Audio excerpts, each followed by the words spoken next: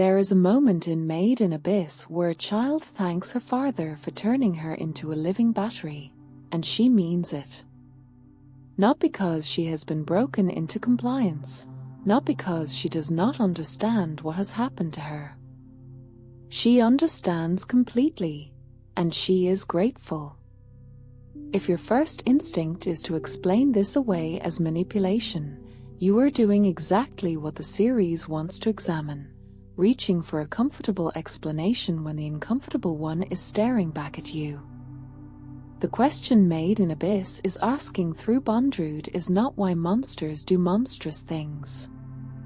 It is what happens when someone does monstrous things for the most human reason of all, because they want to understand, and that understanding is genuinely valuable.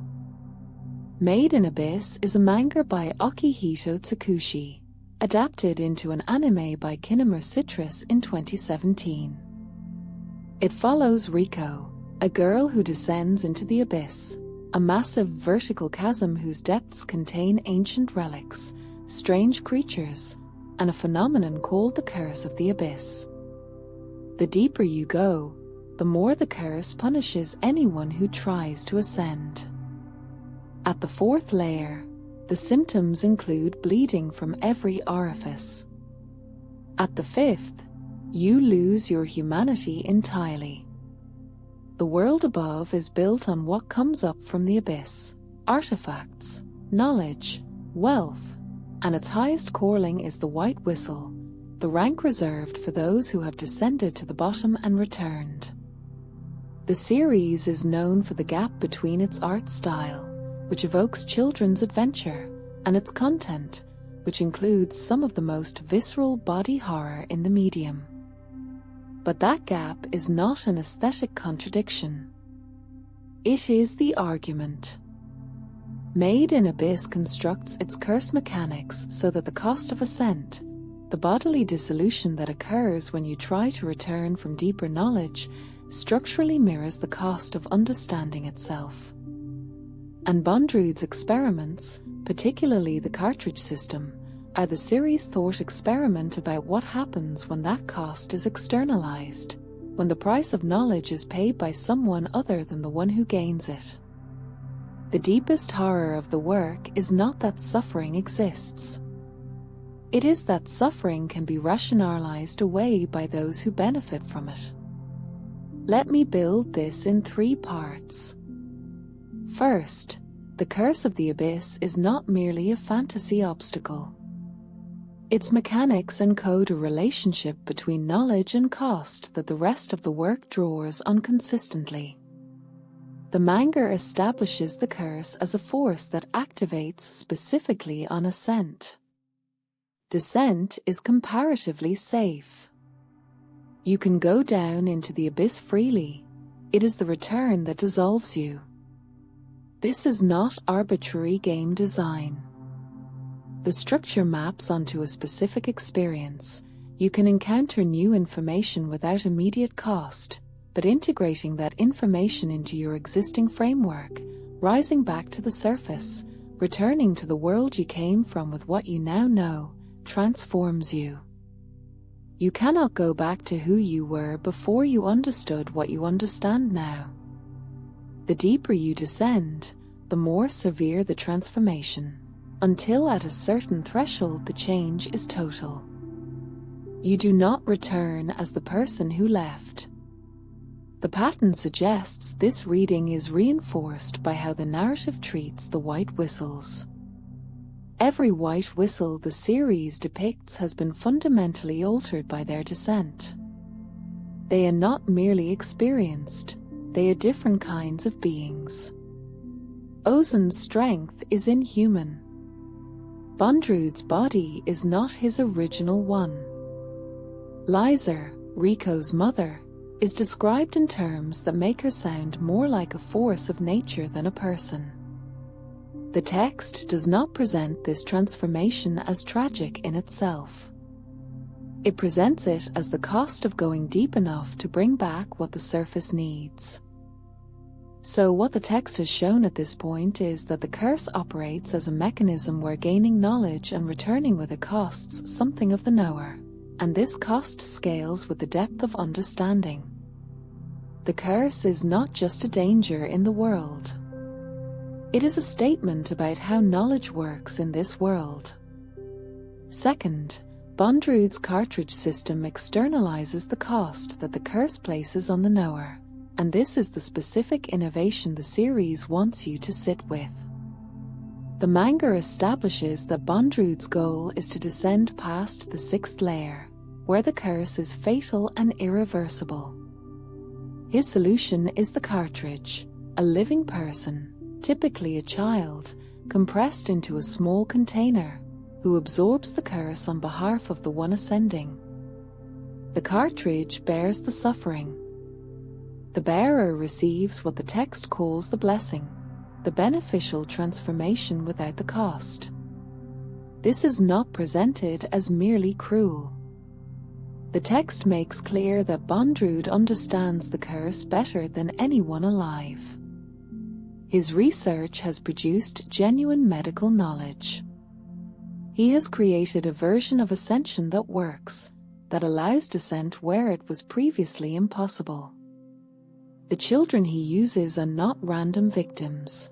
They are orphans he has raised, children who call him father, who love him and are loved in return. And this is critical. The narrative does not frame Bondrewd's affection as a lie. When he speaks of loving the children, the text supports him. When he grieves for them, the grief is presented as real. Here is where you need to follow carefully. A villain who does not care about his victims is comprehensible. A person who cares deeply and still proceeds is something your moral framework is not built to handle. And the series knows this. It structures Nanarcha's arc around exactly this tension. She was saved by Mitty's sacrifice. She lived with Bondrewd afterward, and she cannot fully condemn him because his research is the reason she exists as she does. The love does not redeem the act. The act does not invalidate the love. The two coexist, and that coexistence is the horror. So what the text has shown at this point is that the curse encodes a cost for knowledge, and Bondrewd's innovation is making someone else pay it, while genuinely caring about the people he uses.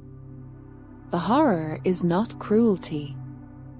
The horror is that cruelty and care can coexist when knowledge is treated as an absolute good. Third, the series does not resolve this tension by condemning Bondrewd's logic. It shows that we are all, in this world, beneficiaries of the same logic. This reading argues that the most telling moment in the Bondrewd arc is not any scene of suffering. It is what happens after.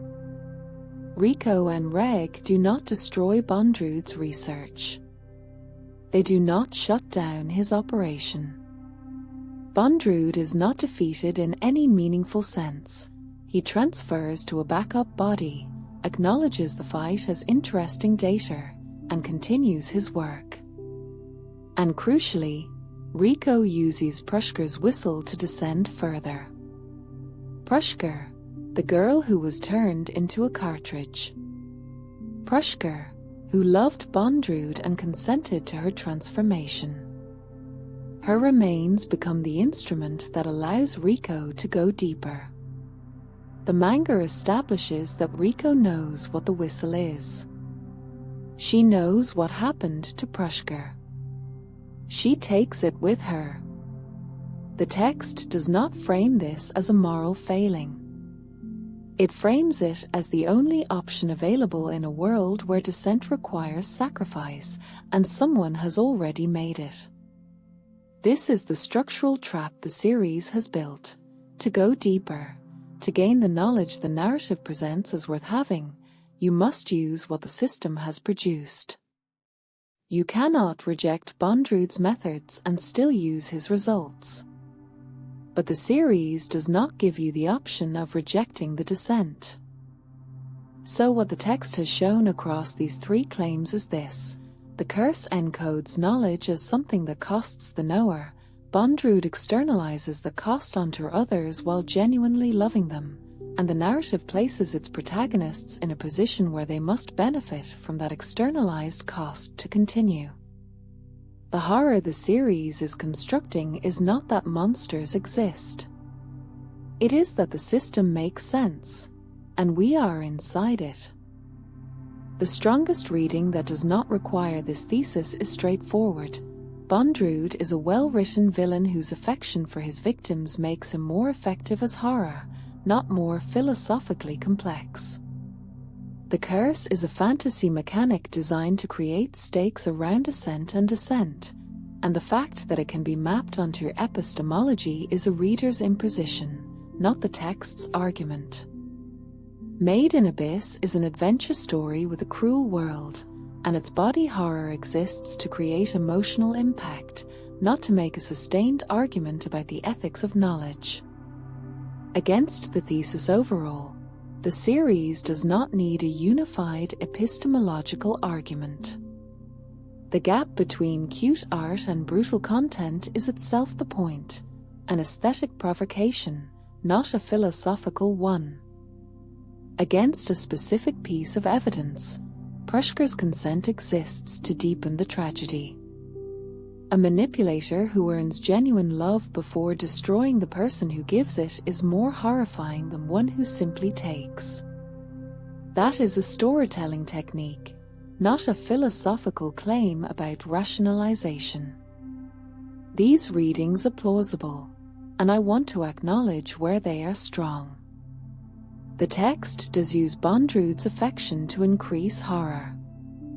The curse does function as a stakes mechanic.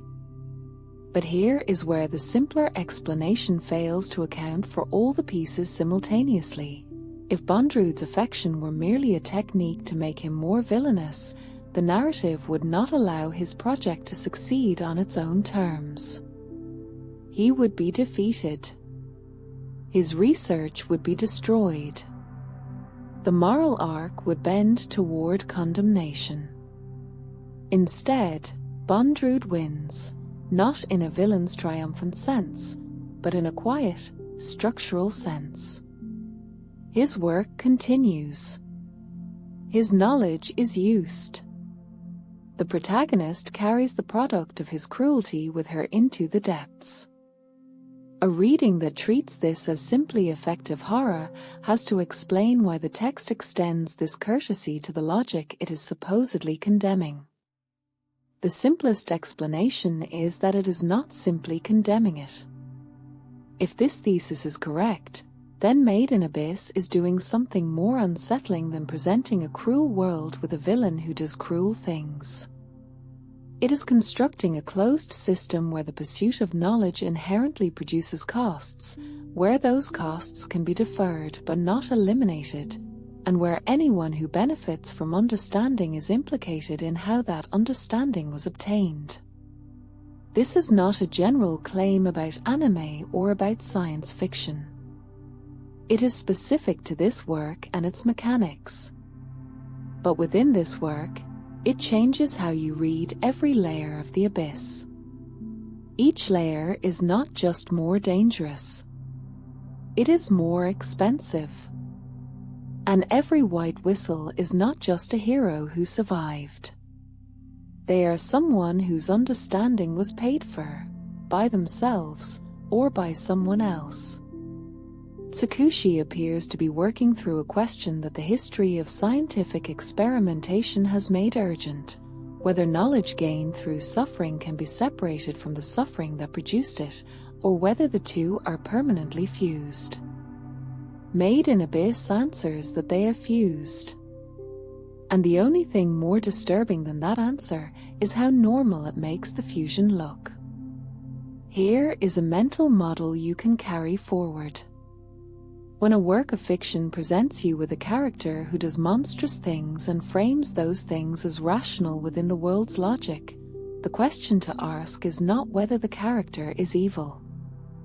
The question is, who benefits from the system that makes their actions rational? If the answer includes the protagonists, the work is not simply condemning the monster. It is showing you where you are standing. Madeinabyss leaves us with this: if understanding the world requires that someone be destroyed, and if you accept that understanding, what exactly are you carrying with you when you rise? The evidence that would change my mind about this reading would be a later arc that provides an unambiguous moral condemnation of Bondrewd's methods, one that does not simultaneously benefit from their results. Until then, the structure holds.